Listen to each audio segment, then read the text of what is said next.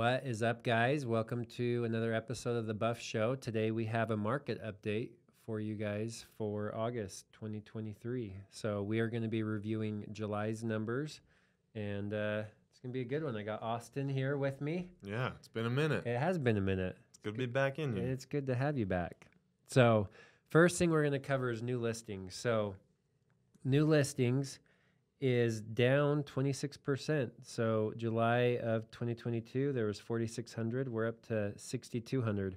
And this is a count of the properties that have been newly listed on the market in a given month. Sorry, last year was 6,200. This year we're 4,600. Less homes coming up on the market, which is interesting. We were both kind of surprised when we saw that. Yeah. Any thoughts? Yeah, I think it's just what the Fed's trying to do is working, right? They're trying to create less flow of money, less movement, and it's kind of stagnant right now with interest rates where they are.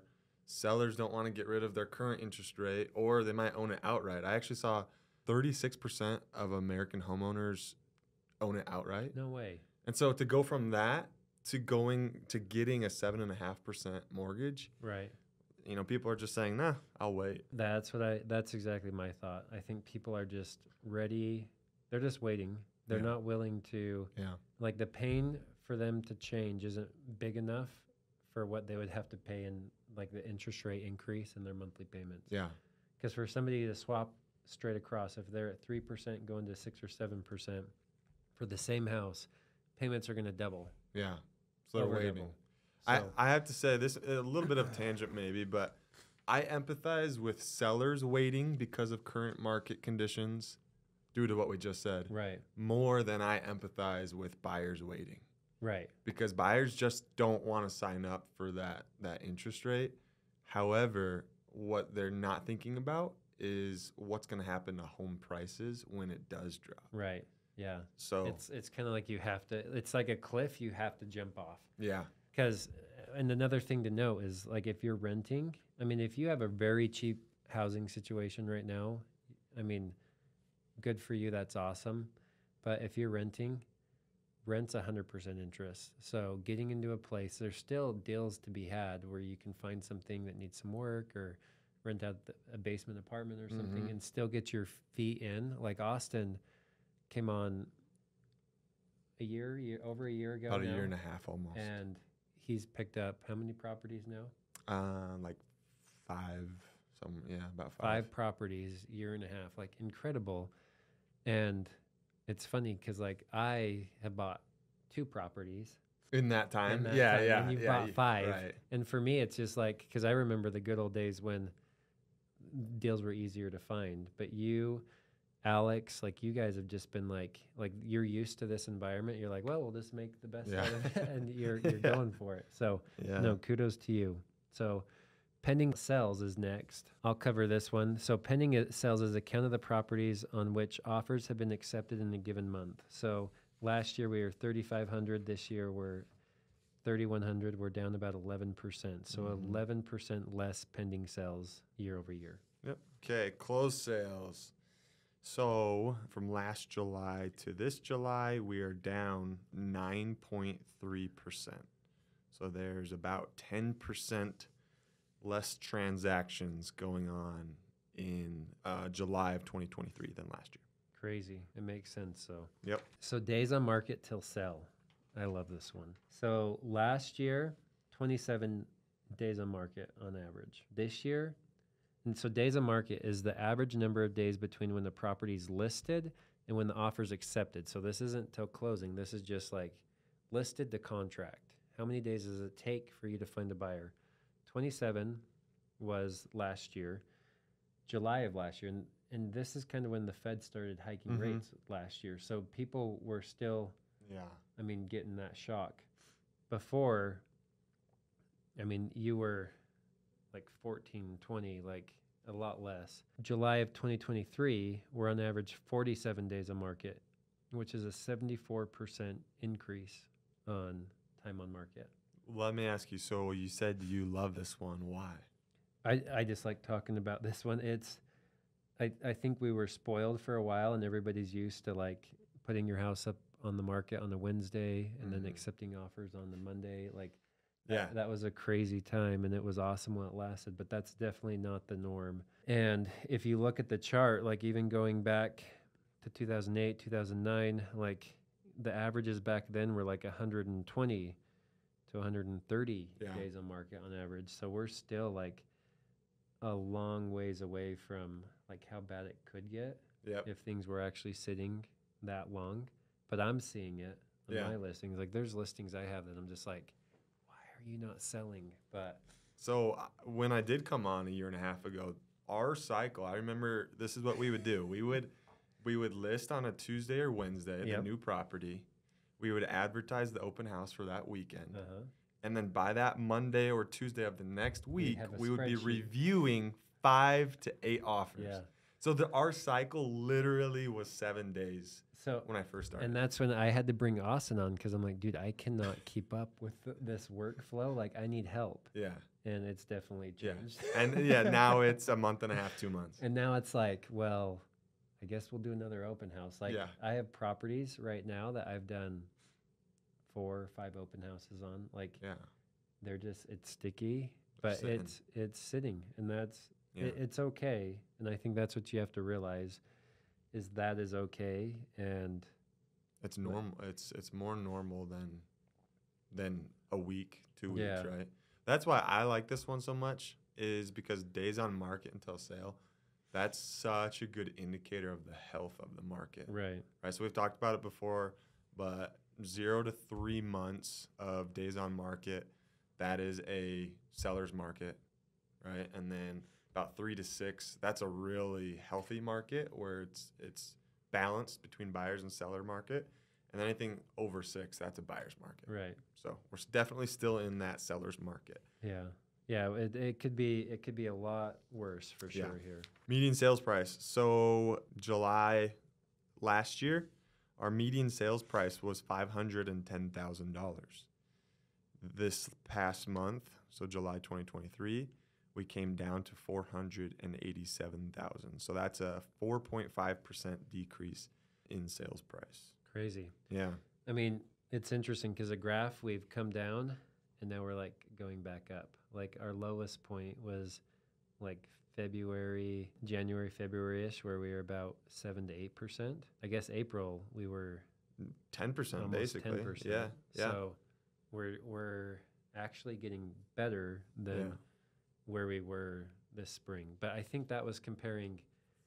I mean, if you're comparing January, February of 2022 to 2023, like rates were still really low. They hadn't Mhm. spiked yet. Mhm. So that's where you're going to see that biggest change Yeah. versus now we're comparing high interest rates to To high high interest interest rates rates, yeah. almost. So, but still 5%, that's a significant amount. What are you there? 20-ish Yeah, thousand yeah. dollars. So A little more than 20. it's definitely changed some. Average sales price is just another way of looking at that same number, which is interesting. This is odd. Yeah, this is weird. So your average. So let's talk about median and average. So median, you have all the cells and you just start whacking them off until you find the middle one. So median's kind of the middle one. That one was 5%. Average is you add them all up and then you divide them by the number how many units there were that sold, Mm-hmm. and that gives you the average price. So average price we're only 0.4% off, which is crazy. Yeah, a decrease of 0.4%. Right. So, yeah, the difference between median and average is there's a 4% difference in what that's saying. That, I mean, I don't know if I'm paid enough to be able to dive into what makes up that 4%. Well, People with cash just so what makes that difference are these super expensive properties that kind of skew the average. So I know economists typically like to use median. It's a little bit Do more they? accurate, yeah, because the average can be skewed by those outliers. yeah, if you Either- get like a few 14 or 15 or 20 million cells Exactly. in a market in a month, like that's going to skew it. yeah, And this is definitely this is the where we've seen the biggest change between average and median. Most of the time we were pretty yeah, close, but right now we're almost I mean, we're a solid 4% off. Most of the other ones, we were just like 1% or 2 off. So My guess is the people that are skewing that average, they're not affected by these interest rates Right. because they're just paying cash. Right. So I don't know. Interesting. Okay, percent of original list price received. So this is figuring out, you got the sales price and what percentage did they get of their sales price. So last year, sellers were getting about 98%. Now we're about 97%. So we're only down 1.1%. So there's still some wiggle room on average when you're looking at what sellers are taking. Not as much as I would have thought, though. But No. I guess our prices aren't down quite like they were. So It just shows you how robust our Utah real estate market is. Like it's resilient, I should say. yeah, it is. I went to the next one. Which one are you on? Housing affordability. Housing affordability. This is always the one that trips us up, or I should say Ben. I mean, it's basically how affordable the housing market is. Yeah. So based on what people make compared to based on what people are spending on houses here in Utah, they have this metric. So using this metric, they are saying that this July it is less affordable than it was last July, and it's less affordable by about 6.7%. Again, that's crazy. We know it's caused because of interest rates going so much higher, but home prices not coming down enough to offset those monthly payments. It's perfect. I love that definition. That was awesome. Nice. Okay, inventory of homes for sale, the number of properties available for sale in active status at the end of any given month. So July of 2022, we were about 13,000. July of 2023, we're about 10,000. So we're about 19% change there. And this is kind of going off of the first one we were talking about, active homes. I think there's just a lot less people willing to make a move. Like they're crunching their numbers, and if they were going to make a move, we'd sell our house, we'd make this much, and we'd have to buy this, and our payments would be this much, and they're just like, it's not worth it. Yeah. So a lot of people are just sitting on the fence, hanging tight, doing remodels, making their situation work, and not making those changes. So. What's interesting is if you held the same amount of buyers from last July to this July, but you had that 20% decrease in homes for sale, economics would say prices would shoot up. Right. It would actually go up. But we just talked about prices have gone down, which tells us that the amount of buyers has also gone down if prices were able to drop. Right. Too. So just it's like we said, it's a little stagnant. Like both sides aren't really willing to make a big move right now. No. It is stagnant. Stagnant market right now. Yeah, month supply of inventory. Here we go. So last July, we had 3 months supply of inventory compared to this July, we have 3.3 months of inventory, or a 10% increase. So basically, correct me if I'm wrong, what that means is if no sellers were to put their house on the market starting today, buyers would run out of houses to buy in 3.3 months from now. Yep. So we are creeping up there. I mean, in 2021, we were 1.3 months supply. Jeez. And we're up to 3.3. So a significant change, but only a 0.3% change from last year, but that equates to be about a 10% change. So not an insignificant amount. We do have more listings. There's more for people to choose from. They're not gone off the shelf like in a matter of days. So it's nice. Buyers can think about it.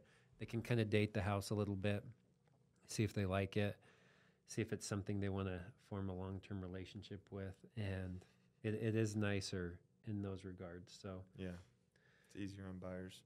So one other thing I want to cover is just like, I just ran a search, active homes on the market today versus a year ago. So as of today, August 16th, there are 8,632 homes on the market.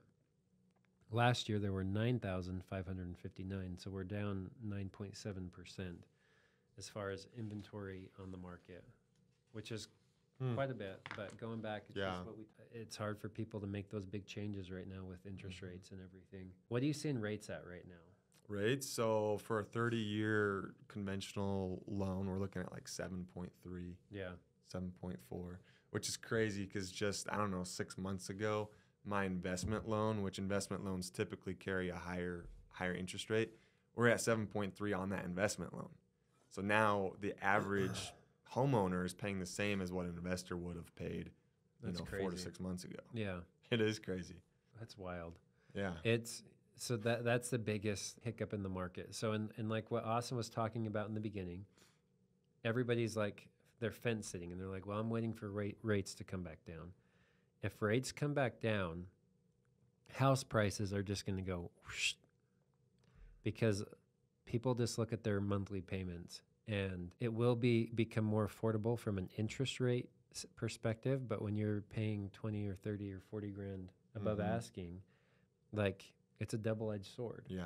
It kind of just, the pendulum's already always there in the middle. So if you're needing to get into a house, our advice is figure out a way to make it work now, because there are advantages to having a higher interest rate that you can change in the future and getting a lower purchase price than buying a house at a lower interest rate, but having to compete with 10 other buyers and multiple offers, and you have to make a decision tonight if you want this. Like that's a stressful situation to be in.